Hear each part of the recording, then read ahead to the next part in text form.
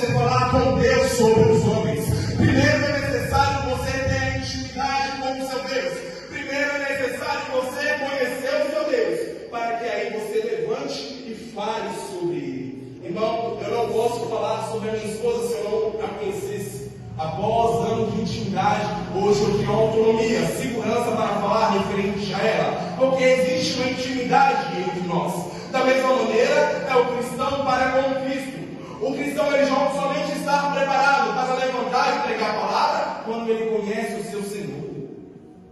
Mas sabe o que nós vemos? O pregador, a pregadora subindo no púlpito, na tribuna, ou até mesmo em uma reunião local, e quando ele abre a sua boca e fala, vou pregar, a mensagem de Deus vai ser transferida, a bênção começa somente a falar em línguas, mas irmão, cadê a palavra?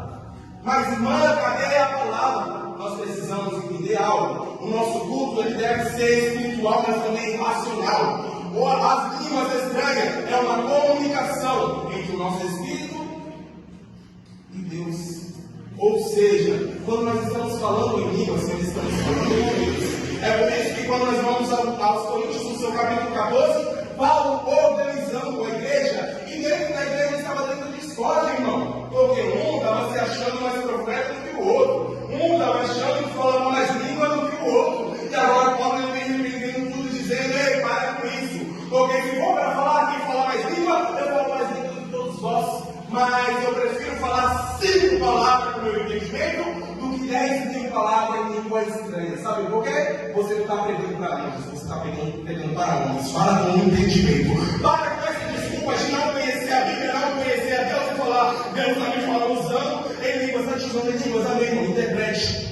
Se não tiver interpretação desse cara, eu falei entre você e Deus. É necessário, irmão, nós entendemos o que é receber o Espírito Santo. É necessário nós entendermos o que é preparação para poder entregar a mensagem do Senhor. Irmão, eu sei que Jesus ele capacita. Eu sei que um dos atributos do Espírito Santo é ser capacitador, mas ele não é manipulador. O Espírito Santo ele te instrui. Toda vez que você está na sua casa, no seu lar, no seu trabalho, seja onde for, que você sente aquela vontade em orar, em dobrar o seu joelho para falar com o seu Deus, toda vez que você sente a vontade de abrir as Escrituras e ler a Bíblia, não é de você mesmo.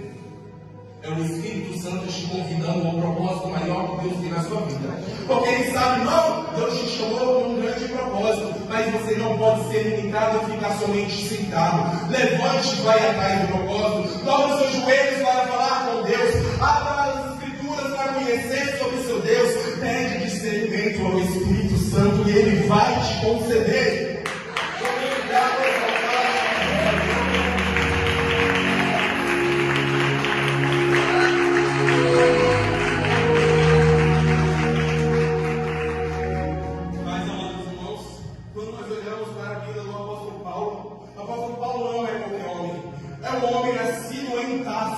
O fator dele ser nascido em Tarso faria de Paulo um homem judeu, porque ele nasce no meio da Judéia. É um homem com uma grande preparação, porque desde pequeno ele sempre voltou à preparação para servir o seu local, para servir o seu país, os seus superiores. Então Paulo ele sempre se preparou. E se você está achando que este homem era um homem com pouca preparação, é somente você olhar as línguas que este homem falava. Ele falava claramente o hebraico, o grego, o aramaico. Ou seja, ele não estava limitado